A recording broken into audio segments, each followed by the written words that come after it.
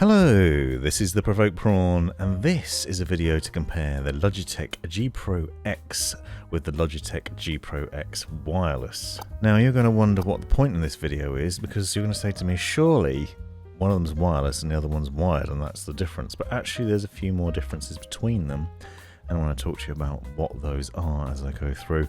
The main difference, of course, is the price. The G Pro X wireless is around £189, $200 roughly in that price point, and the wired version is about half that. What you will notice immediately is that the G Pro X, the wired version, as you can see here, comes with a lot more cables. The wireless G Pro X comes with a single USB-C charging cable and some other bits, and I'll talk to you about in a minute. The wired version, by comparison, has 3.5mm connections and then uses this DAC, which connects via USB to your PC.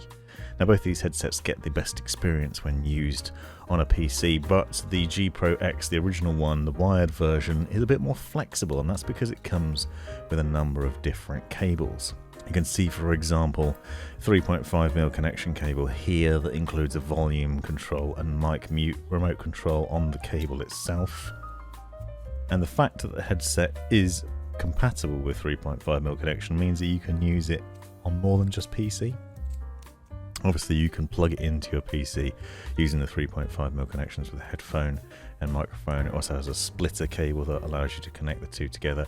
Also comes with a single cable that will connect to your phone. If you have a 3.5mm output on your phone, you can use that, and there's a microphone built into that cable, so that's pretty cool and interesting, which means you can make calls on it and you can listen to music and do other things with it as well. And I thought that was nice, but at the time when I unboxed and reviewed this headset, I said it was a real shame they had included USB-C connection options, because my phone, for example, only has USB-C. It doesn't have any 3.5mm connections, so it was basically useless to me in that way. However, you could use it to play on a laptop or on a console, although the best experience, as I said, comes with that DAC, that little control box that switches into a USB connection and then gives you surround sound options and the best audio experience. Both these headsets have removable microphones, and the selling point of both of them is also that Blue Voice software technology that allows you to customize the audio of the microphone on the fly and adjust it to give it a better sound, cut out background noise and do other things. And I covered off the microphones in the unboxing videos and the reviews, so be sure to check those out if you want to hear what the microphones sound like and see what you can do with the software and the tweaks that you can do to it, and see what the adjustments are like with that. Kind of think that the Blue Voice is a bit of a gimmick. It doesn't deliver as rich sound as something like a dedicated microphone that I'm using now to do this voiceover, but it is a pretty good mic. It does block out a fair amount of external noise, and it's good for capturing sound on the fly, using for streaming or whatever else, and talking to your friends while you're gaming. Both headsets are very comfortable. They're very nice styling and a really robust finish to them. They've got these aluminium steel frames, really nice finish, really nicely designed, good solid build quality. You feel like you're getting a good value for money in terms of the build quality, the design and the aesthetics. They're also incredibly comfortable. The headbands are nicely padded. They come with a couple of different options in terms of the ear cups that you'll see as I go through here as well. They both have velour cloth style ear cups or faux leather memory foam cushion ones. Now the wireless headset, as I said, connects with a wireless DAC that you can see here.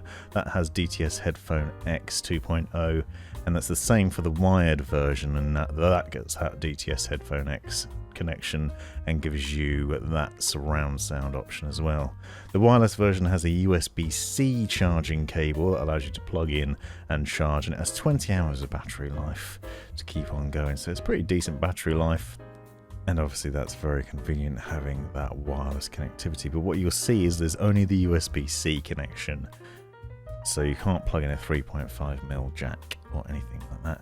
And it's also worth noting that a USB-C to USB-C won't give you any playback, so you can't plug in USB-C to USB-C cable to your phone and then to the headset and play back music. I've tried it, I've also tried it on PC, and it just won't work, which is a real disappointment, because something like the Corsair Virtuoso does allow that, and I feel like you're nearly paying £200, $200 for this, so it's not a cheap headset necessarily, it's not super expensive.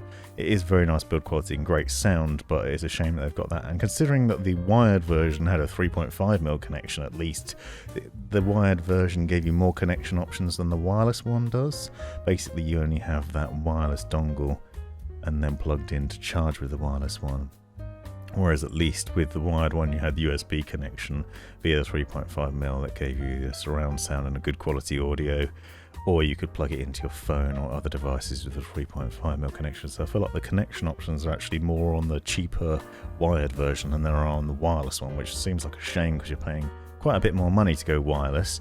And don't get me wrong, the wireless experience is obviously joyful. 20 hours of battery life is decent. The sound quality is still great. Both these headsets still have 50mm drivers.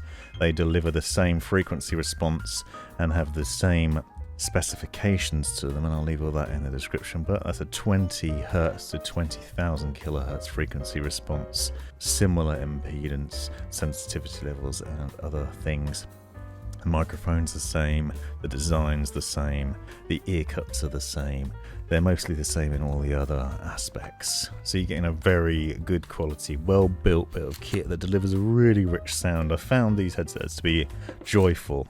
I was really excited when I got the news that the wireless version of the G Pro X was coming, because I'd really enjoyed the wired one.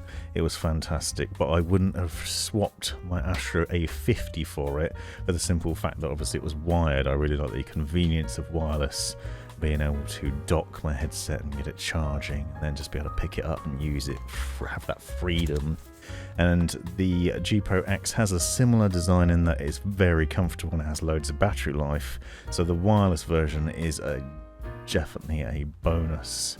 However, you do still need to plug it in to charge, so it's not as good as the A50 for example, but it's a very good looking piece of kit, really comfortable to wear, especially with those velour ear cups. And you can see you have the option included in the box, and I really thought that was a nice touch, and that's for both headsets. So the wired version and the wireless both come with either the faux leather memory foam ear cups or the velour style ones that you can see on the left here that are incredibly soft, really comfortable. They're quite large and they cover the ear nicely and give you a good bit of room to put your ear in. However, they're not terribly deep, as you can see here, so your ears don't get completely blocked out. They don't do a fantastic job of eliminating all background noise or environmental noise that you could hear around you, but they still are very comfortable to wear all day long. I definitely prefer the velour ones as a personal preference, but it's really nice to have it in the box and get the option to choose between the two without having to pay extra for it. And the fact that they're there means that if one wears out, you can obviously swap to the other, or you can swap between them if you want to. I will note that it is fiddly to do so.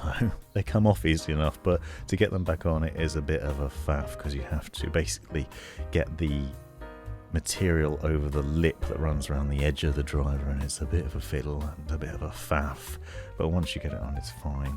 The velour style ones, as I noted in the unboxing video, also pick up dust and dirt and hair and things like that really easily, whereas the faux leather ones stay cleaner for longer.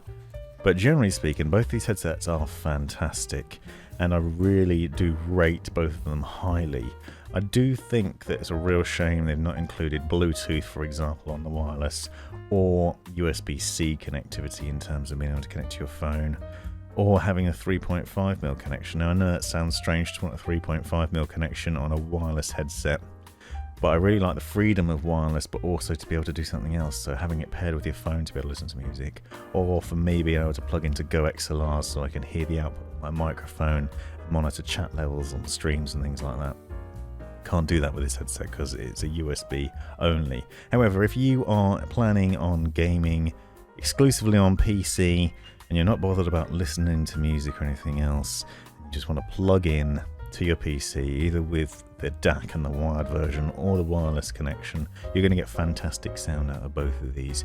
Great looking headsets that will last a long time. They're really well designed. The battery on the G Pro X wireless is also removable. There's instructions included in the box on how to take it out of the ear cup. You just have to take the driver off and undo some screws and you can remove that. So in theory it will last and last, and hopefully you can replace that battery in the future if it runs low. So both headsets, fantastic.